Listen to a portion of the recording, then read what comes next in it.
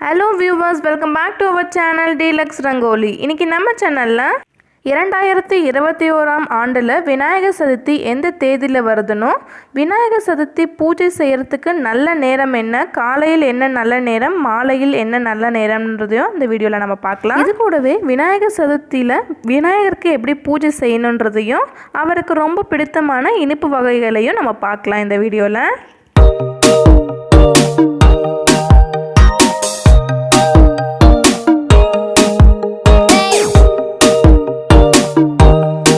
விநாயகர் சதுர்த்தின்றது விநாயகரோட முக்கியமான விழாவாகும். நம்ம எல்லாருக்குமே தெரியும் மாதம் வந்து சதுர்த்தி பூஜை வரும்.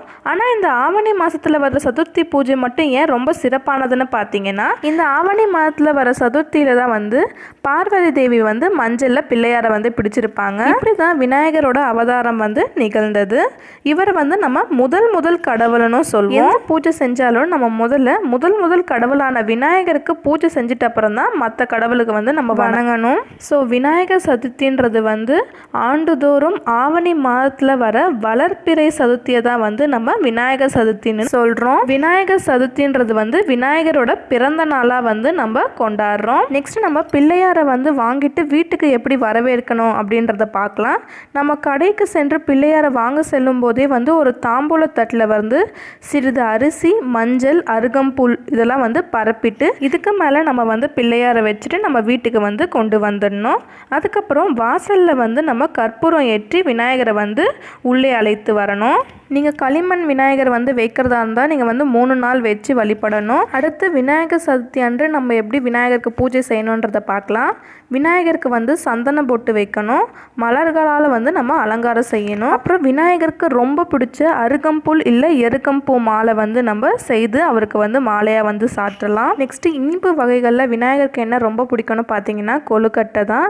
ஏன்னு பார்த்தீங்கன்னா சக்தி தேவி அதாவது பார்வதி தேவி விநாயகருக்கு கொழுக்கட்டை செஞ்சு கொடுப்பாங்க. அதனால் விநாயகருக்கு கொழுக்கட்டைனா ரொம்ப பிடிக்கும். அதனால் உங்கள் பூஜையில் இனிப்பு பொருள் வைக்கிறீங்களோ இல்லையோ கண்டிப்பாக கொழுக்கட்டை படையுங்க. நம்ம சேனலில் ஏற்கனவே சுலபமான முறையில் கொழுக்கட்டை எப்படி செய்யலான்றத வீடியோவே அப்லோட் பண்ணியிருக்கோம். அதை நீங்கள் பார்க்கலன்னா போய் பாருங்கள், டிஸ்கிரிப்ஷனில் லிங்க் கொடுக்குறேன். இது கூடவே நம்ம அவல் லட்டு, அவல், எள்ளுருண்டை, பொரி, பழங்கள், மோதகம் இந்த மாதிரியும் நம்ம விநாயகருக்கு படைக்கலாம். ஓகே ஃப்ரெண்ட்ஸ், நெக்ஸ்ட் நம்ம பூஜை செய்ய நல்ல நேரம் என்னென்னு பார்க்கலாம்.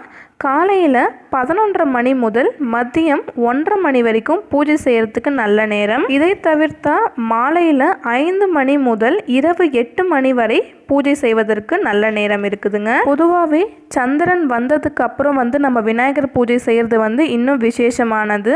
மாலையில் இந்த 5 மணி முதல் இரவு 8 மணி வரை விசேஷமான நேரம். அந்த நேரத்தில் நீங்கள் பூஜை செஞ்சீங்கன்னா இன்னும் சிறப்பாக இருக்கும். நீங்கள் எல்லாரும் விநாயகர் சதுர்த்தி பூஜை நல்ல முறையில் செஞ்சு அந்த முதல் கடவுளான விநாயகரோட அருள் உங்கள் எல்லாருக்கும் பரிபூர்ணமாக கிடைக்கணும்னு உங்கள் சார்பாக நானும் வேண்டிக்கிறேன்.